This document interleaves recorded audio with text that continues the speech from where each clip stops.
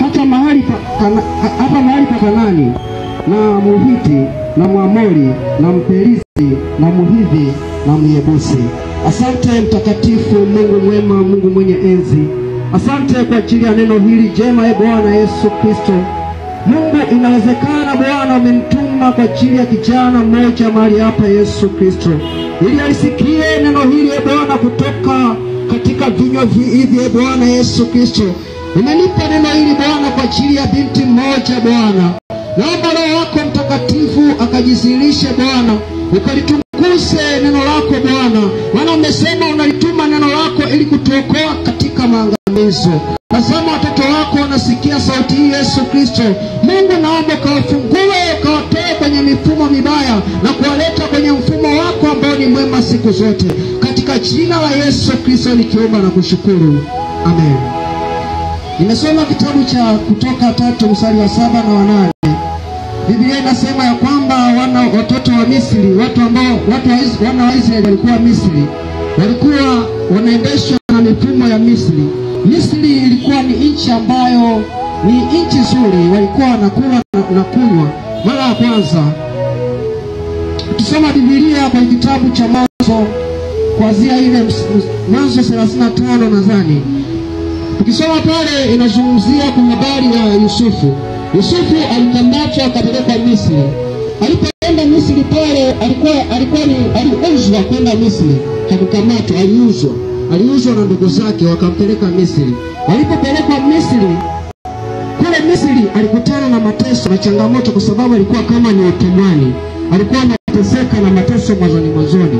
Alipoteseka kwa muda fulani, akateseka, mwishowe akakutana na mke wa waziri mkuu, mke wa kiongozi wa nchi. Akaanza kumwinfluence afanye mambo ambayo hayampendezi Mungu. Hiyo kila mtu anajua kwamba ni mambo gani ambayo Yusufu alipitia. Kwa alipoendelea, baadaye akamkamata akampeleka gerezani. Akaanza kuteswa na mifumo ambayo ilikuwa gerezani. Gerezani kila mtu anajua kwamba gerezani kuna mambo ambayo yanawakuta ambayo ni mabaya. Gerezani hawali vizuri. Gerezani wanateseka kwa sababu wanakuwa mbali na familia zao. Wanakuwa mbali na watu ambao wanawapenda. Wanakuwa mbali na watu ambao Mungu amewaweka kwa ajili yao. Bwana Yesu asifiwe. Ile mifumo ilimtesa Yusufu. Baadaye akaendelea kuishi pale na ndugu zake. Baadaye alipoendelea kuishi pale, baadaye ikatokea sababu ya kumtoa Yusufu gerezani. Na hiyo sababu ilikuwa ni ndoto ya mfalme. Mfalme aliota ndoto, mwishowe ikatokea wale ambao mfalme alikuwa anawaamini kwamba watamtafsiria ndoto, wakashinda kutafsiri.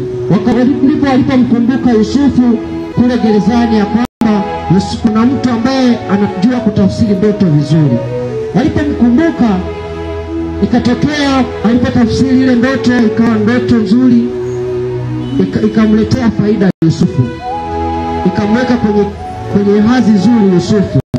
Akawa ni mtu ambaye anatunza mali zote za serikali ya wakati huo ya Misri. Alipoanza kutunza hiyo vitu, mwishowe wale ambao walimuuza, wale ndugu zake waliomuuza Yusufu Misri, walienda kuomba msaada kule Misri. Walipoenda kuomba msaada, wakamkuta Yusufu akawafahamu wenyewe, hawakumfahamu. Baadaye akawarudia wale ndugu zake, akawapa chakula, na baadhi ya ndugu zake wakarudi kule ambako kwenye nchi yao, na wengine wakabaki pale. Wakaendelea kuishi kule kwenye ile nchi ya Misri. Walipoendelea kuishi kwenye ile nchi ya Misri, katika kidogo niende kwenye somo ambayo inasema mifumo. Bwana Yesu asifiwe. Walipobaki kule, wengine wale walipobaki kule wakaendelea kuzaliana.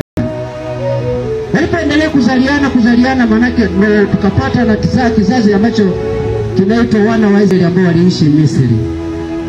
Walipoendelea kuishi kule Misri, kaanza kutengenezwa mifumo. Akatokea mfalme ambaye hamjui Yusufu, akatengeneza mifumo ya kuwatesa wana wa Israeli ambao wako Misri. Alipoendelea kutengeneza mifumo ambayo inawakandamiza, Biblia inasema ya kwamba wana wa Israeli, kwa sababu lilikuwa ni taifa teule, taifa ambalo ni la Mungu, wakaendelea kustawi. Katikati ya shida wakaendelea kustawi. Utengenezwa mifumo mifumo sasa, hapo kuna mifumo. Ile mifumo ambayo ilitengenezwa ilikuwa ni mifumo mibaya juu ya wanaweza hili. Ilikuwa ni mifumo ambayo inawakandamiza katika hali ya chini. Ilikuwa ni mifumo ambayo wanaweza hawezi tena kuongezeka. Bwana Yesu asifiwe. Lakini Mungu katikati ya shida akaendelea kuwabariki. Katikati ya mifumo mibaya Mungu akaendelea kuwabariki. Bwana Yesu asifiwe. Ilitokea mifumo mingi sana. Tulichokuwa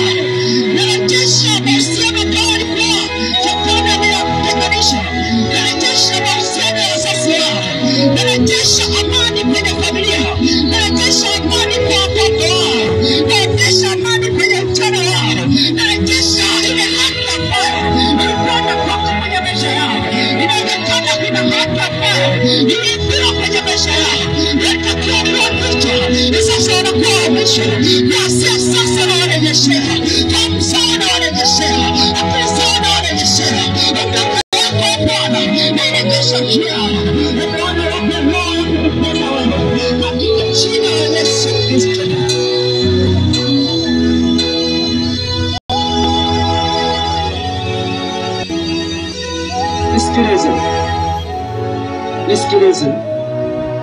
Naomba ufatishe maneno haya.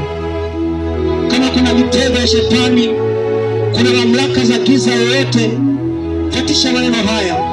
Na Mungu anaenda kukuokoa. Kwa sababu tuna muda mchache sana siku ya leo. Tukiomba sana, lakini natamani utamke maneno haya na Mungu atakusaidia. Huko endako atakusaidia ukiwa hapa chuo.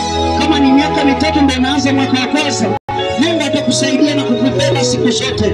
Nimemwona huyu Mungu tangu nilipoanza kwenye chuo. Nimemwona Mungu akinisaidia na kunibeba sehemu nyingi sana. Amekuwa mwaminifu sana kwenye changamoto mbalimbali. Na Mungu atakusaidia na wewe. Fatisha maneno haya. Mwambie Yesu Kristo. Sema kwa sauti. Yesu Kristo, nimesikia neno lako